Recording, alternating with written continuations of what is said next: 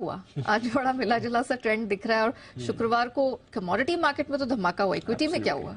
Equity में ठीक ठाक एक्शन रहा क्योंकि हमारे बाजार ऑब्वियसली शुक्रवार को बंद रहे।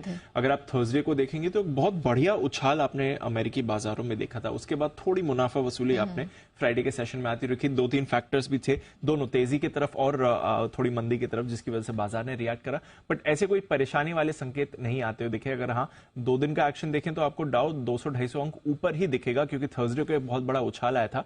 बट फ्राइडे को उतार चढ़ाव के बीच करीब 140 अंक नीचे डाउ बंद हुआ। 350 अंकों की रेंज में ही कारोबार था, तो कोई ऐसी बड़ी ट्रेडिंग रेंज भी नहीं थी। बट उसके बीच में हमने देखा कि गिरावट के साथ बंद हुआ। नैस्डैक पर भी आपने करीब 0.4% की गिरावट देखी। हालांकि निचले स्तरों से अच्छे सुधार के बाद आपको नैस्डैक बंद होते देखा, तो ऐसी कोई परेशानी वाली बात नहीं है।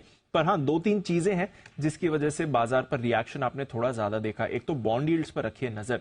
10 साल की बॉन्ड यील्ड आपकी वापस 3.5% के ऊपर चली गई है। 2 साल की यील्ड वापस आपके 4% के ऊपर चली गई है। तो जो रेट हाइक्स की संभावना है वो बॉन्ड मार्केट्स में वापस आपको आती हुई दिख रही है। पिछले हफ्ते से हम कह रहे हैं कि जानकार अभी भी मान रहे हैं कि अगली पॉलिसी में रेट हाइक हो सकती है। और इसमें फेड के एक सदस्य हैं, रीजनल प्रेसिडेंट है क्रिस्टोफर वॉलर साहब। पहले भी हमने इनके बयानों पर फोकस किया है।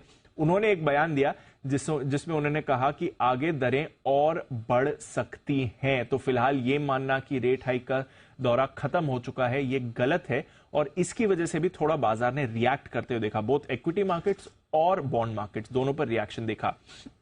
इसके अलावा 2-3 और चीजें थी जिस पर बाजार रिएक्ट कर रहे थे। एक तो नतीजों पर आपने बड़ा एक्शन आते दिखा।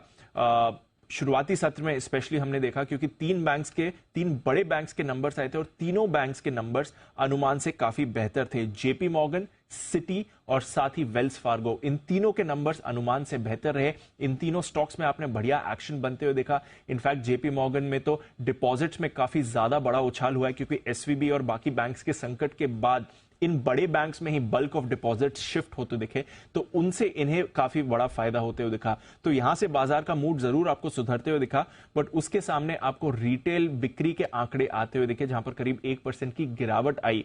इसकी वजह से बाजार का मूड बिगड़ा भी। तो दोनों तरफ के तर्क थे। क्रिस्टोफर वॉलर साहब का बयान भी था। इस पे थोड़ी वॉलेटिलिटी ज्यादा थी, हालांकि इंपैक्ट ज्यादा नहीं हो। 140 अंक के नीचे आपको दाव बंद होते हुए दिखा। पर हाँ सैटरडे को जो यूएस की फाइनेंस मिनिस्टर हैं और पूर्व फेड चेयरमैन जैनेट येलेन, इनका बयान आया और इन्होंने 2-3 बड़ी इंटरेस्टिंग चीज करी है। एक तो बैंकिंग संकट को लेकर उन्होंने कहा कि क्योंकि बैंकिंग संकट आया है तो अब मौजूदा स्थिति की वजह से बैंक्स जो आगे लोन्स देते हैं उसमें थोड़े और कॉशियस हो जाएंगे, उतनी फ्रीली क्रेडिट नहीं बांटेंगे